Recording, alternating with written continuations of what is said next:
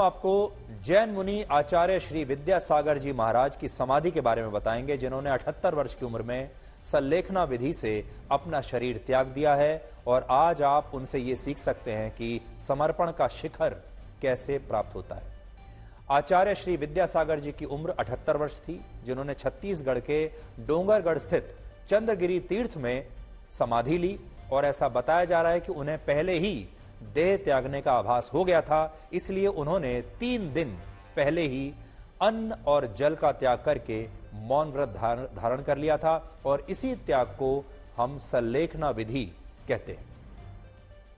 सल्लेखना शब्द 2 शब्दों से बना है और ये हैं सत और लेखन, जिनका अर्थ होता है अच्छाई का लेखा जोखा।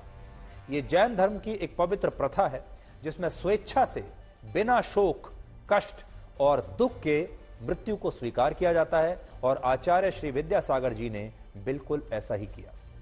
आचार्य श्री विद्यासागर जी का जन्म वर्ष 1946 में कर्नाटक में हुआ था और वो विद्याधर से विद्यासागर बने थे।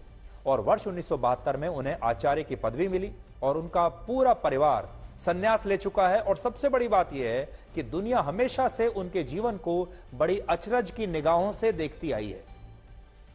उन्होंने हमेशा दुनिया को हैरान किया है। आचार्य श्री विद्यासागर जी का जीवन इतना विशाल और विचारों की गहराई से भरा हुआ था कि उन पर 56 PhDs हो चुकी हैं। और उन्होंने भी 398 लोगों को दीक्षित किया, यानी उन्हें दीक्षा दी। और वो अपने विचारों को लेकर हमेशा बहुत स्पष्ट रहे।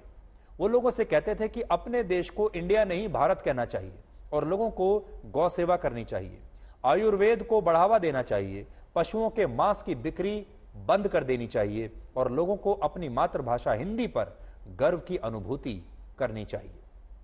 और एक बार उन्होंने यह भी कहा था कि अगर संस्कृति और धर्म को बचाना है तो इंडिया को अपने प्राचीन गौरव के साथ भारत बनना होगा। और आचार्य श्री विद्यासागर जी का जीवन इसलिए भी अलग था क्योंकि उन्होंने दूध, दही, मेवा, नमक, चीनी, तेल, सब्जी और फलों का पूरी तरह त्याग कर दिया था। और लोग तो यह भी कहते हैं कि उन्होंने कभी पैसे को हाथ तक नहीं लगाया। और सबसे बड़ी बात यह है कि वो सोते भी एक लकड़ी के तख्त पर थे और कभी भी उन्होंने अपने जीवन में गद्दे का इस्तेमाल नहीं किया।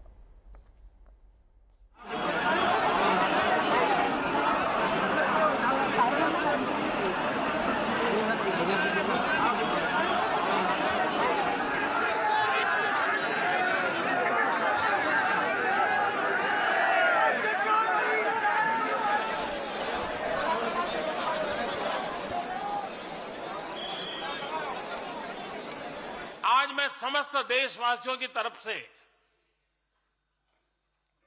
संत शिरोमणि आचार्य श्री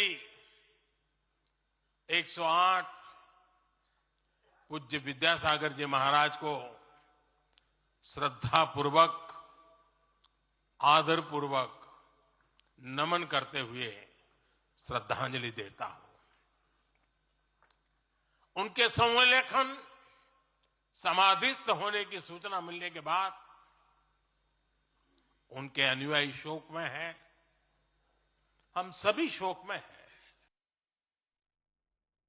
आज आपको खबर ये इसलिए दिखाई ताकि आप उनसे प्रेरणा ले सकें और उन्होंने जो जीवन के सिद्धांत देश को दिए, देश के लोगों को दिए, आप उन्हें हमेशा याद रखें।